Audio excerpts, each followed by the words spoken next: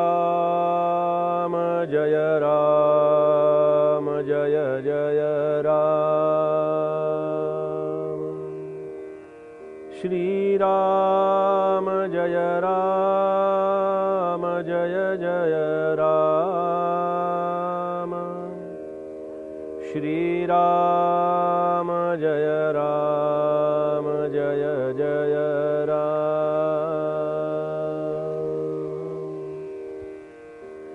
बहु नामया राम नामी तुळे नाम।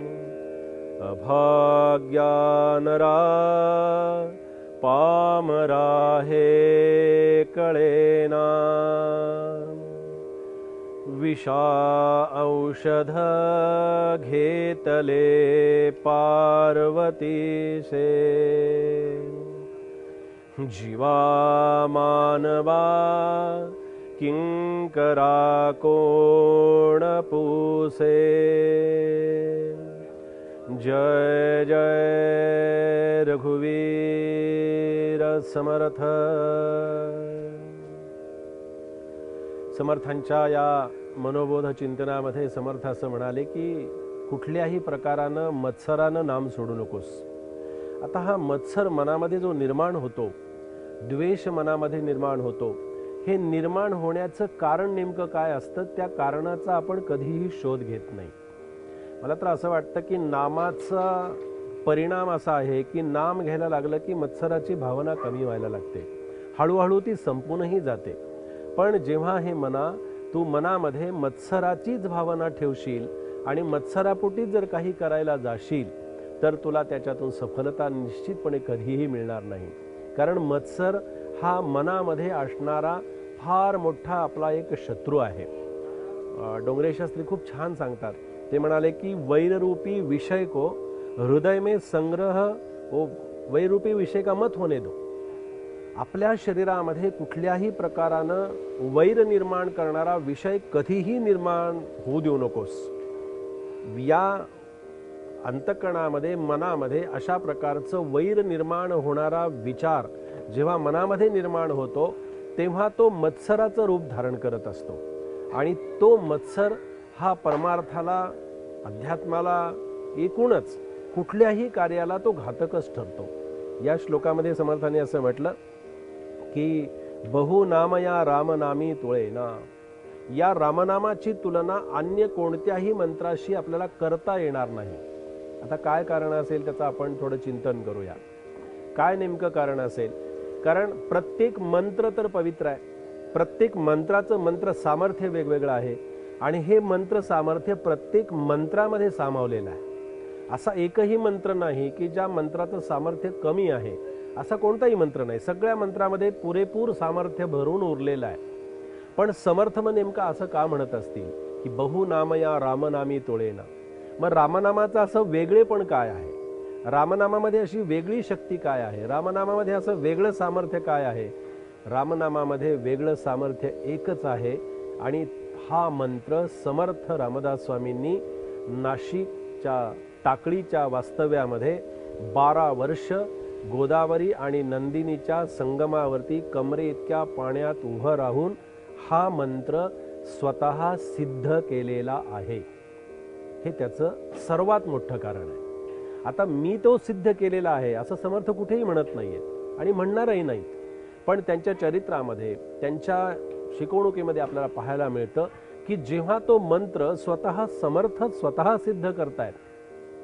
आणि कसा सिद्ध करतायत की सूर्योदयाला गायत्रीचा मंत्र, गायत्रीचं पुरश्चरण आणि 1 वर्ष 2 वर्ष नव्हे, हे रामनामाचं पुरश्चरण जे आहे, हा रामनामाचा मंत्र जो सिद्ध केलेला आहे हा 1-2 वर्षांनी केलेला नाही, तर हा रामनामाचा मंत्र सिद्ध करण्यासाठी समर्थ रामदास स्वामींनी अखंड 12 वर्षाचं पुरश्चरण केलेलं आहे। 12 वर्ष। 12 वर्ष कशाला म्हणतात?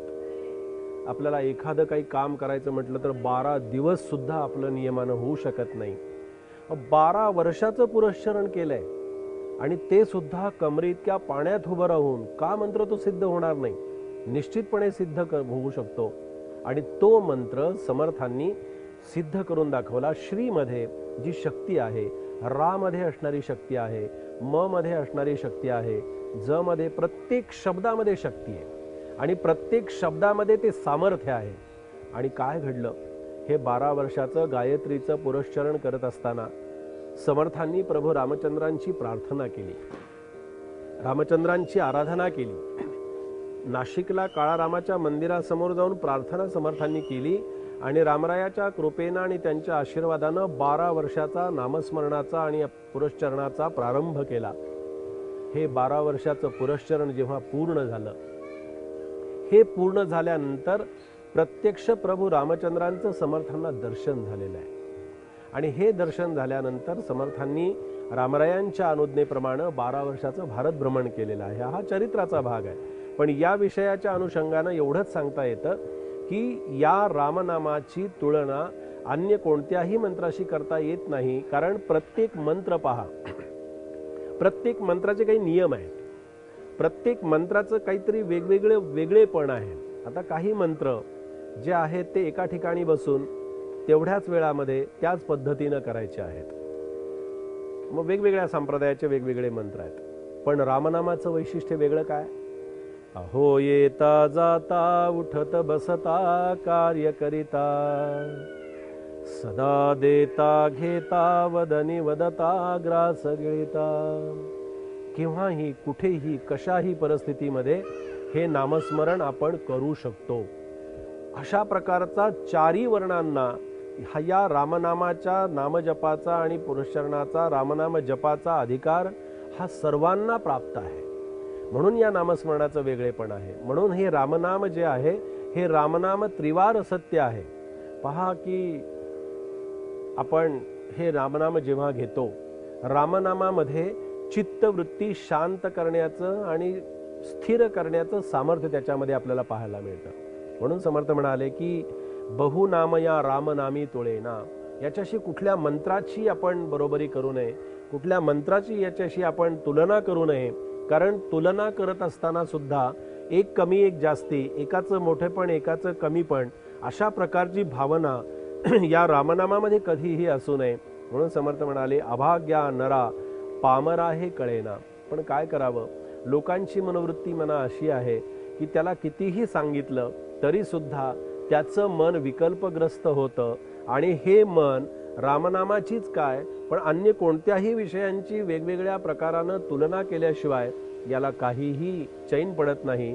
म्हणून विषा औषध घेतले पार्वतीशे. अरे केवढं रामनामाचं महत्व आहे, किती सामर्थ्य आहे याच्यामध्ये.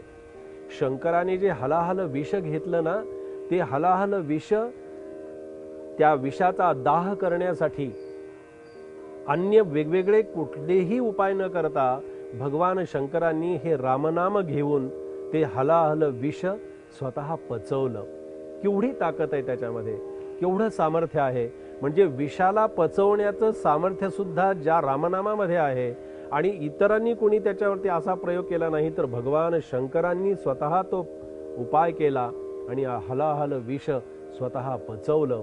अशा प्रकारचं हे रामनामाचं महत्व आहे. आणि या रामनामाची तुलना अन्य कशाशीही आणि कुणाशीही करू नकोस, एवढंच समर्थांचं या श्लोकाच्या माध्यमातून आपल्याला सांगणं आहे.